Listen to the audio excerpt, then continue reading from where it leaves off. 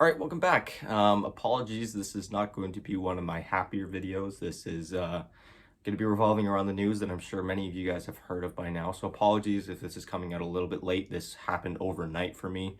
I just woke up and saw that my phone was blowing up. So as soon as I saw that, I got up, tried to figure out as many things as possible, looked at as many sources as possible, threw this board together, and here I am. So apologies if I missed anything. This what really was just me trying to get this out there as quickly as possible with as much information as possible.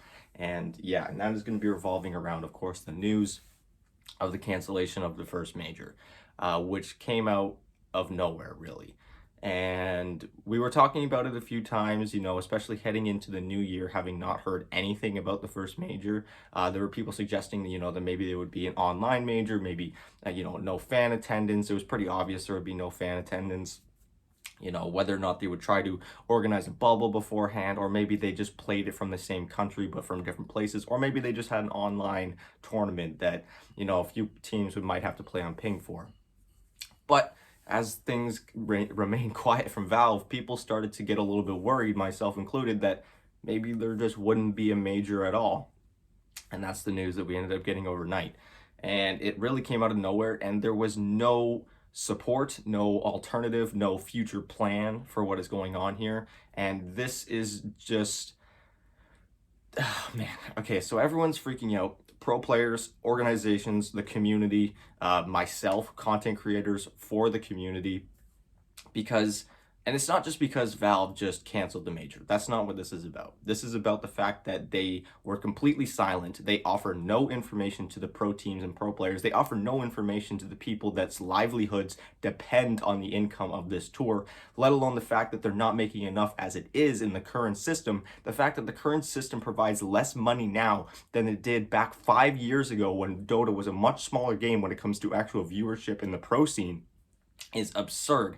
And they just canceled the major. So all the teams that were depending on the money from the major, depending on the exposure of the major, something that has happened over the past few days that I didn't actually make a video about because there wasn't really much else going on, was Quincy Crew coming out. After they beat Undying, they became the first seed in North America. They look very, very, very strong.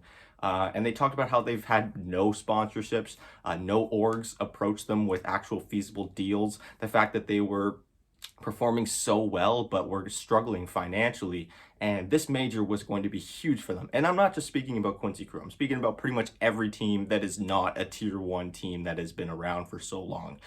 So that's excluding teams like EG or PSG LGD, stuff like that. But of course they would love to have this money as well.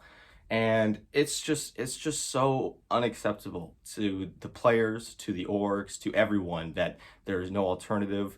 And this is why everyone is so goddamn pissed off. So with this, we've had many individual players and orgs and all that speak out, like I've already mentioned.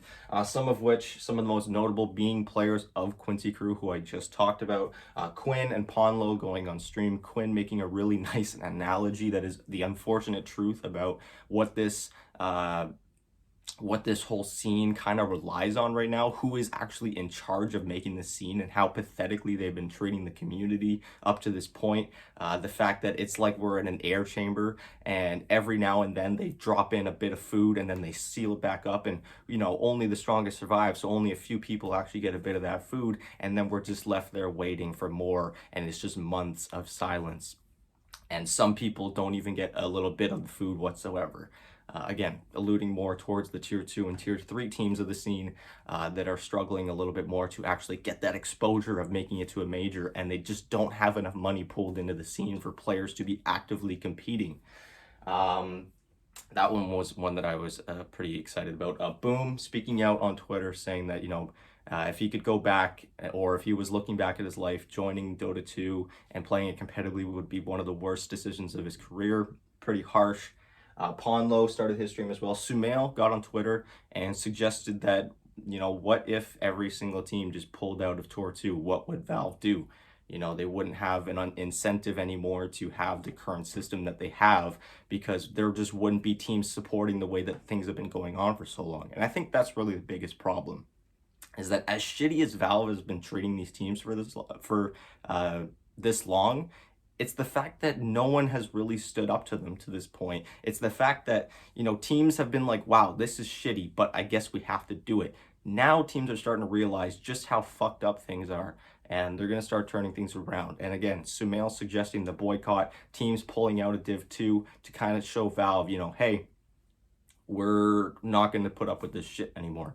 And Sumail even suggested the opportunity, like the possibility that the community and the pro scene just dies right there, which is true. But when you have a pro scene that is being like guided this toxically, you know, as shitty as it is, as amazing as the Dota 2 pro scene is, we really cannot have things the way they were before. And if that results in the Dota 2 pro circuit and the Dota 2 pro scene fizzling out, then that's the unfortunate truth. But something has to change. It just has to. Like, there is just so much goddamn greed coming out of Valve. And I'm not even talking about in-game, you know, people already have their own reservations about in-game cosmetics, you know, the battle pass, all this. I'm not even talking about that. I'm talking about the pro scene, the way that it functions, the fact that TI is literally like 99% of the entire pro scene's funding is absolutely absurd. If you're not one of those 18 teams attending TI, you're getting fuck all unless you win a major. And even then, the majors don't even have that much money in comparison to what they did before. And sure, there's money pulled into the regional scenes, but in all, if you take all of the regional scenes in one tour plus the major, there is less money in that than there was in a major circuit 5 years ago. It is absurd. It is fucked up. I don't understand how this has been going on for so long. So anyways, we also had speaking out from the Evil Geniuses manager, again, being outraged by the fact that they find out in a literal just blog post that had no sort of plan for the future, no sort of alternative, no way for teams to actually make money for rewarding them for doing so well. Because if you think about it, some teams, like Team Tickles, for example, have had a pretty fantastic season. They kind of came out of nowhere. They weren't on a lot of people's radars. Who says that they have such an amazing season in the next tour? Maybe they miss out on the next tour because teams start to figure them out. And then all of a sudden their opportunity to play at a major slips away from them. They don't get that money. They're an independent team. They really need that money. And it's just not going to happen. So it's just kind of messed up, man.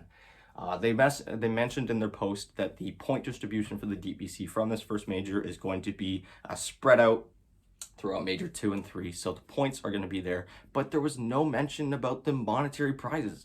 Where's the money going? How do we know if teams are going to be okay, if teams that are going to the major are going to be rewarded for doing so goddamn well, especially in the toughest regions in the world? And even in the easier regions, finishing top 2 in North America or South America is not that easy. Even if it is South America or North America, you only have 2 slots. So yeah, that's pretty much everything that's been going on. Again, this really blew up overnight. Apologies if I missed anything. I just really had to get this out there. This is absolutely ridiculous, and something needs to change. And I'm just really hoping that the pro scene's okay, that the community can finally get what it deserves, that the pro players can get what they deserve for putting in so much time and effort to play this game, play the game that they love, that we all love to watch. And yeah.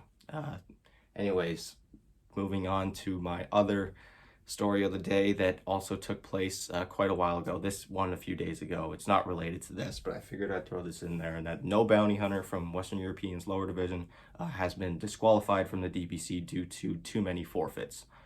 You're only allowed to forfeit 1 match per tour, and they forfeited 2. Therefore, all of their matches are now considered automatic losses, so everyone in the division has 1 automatic win.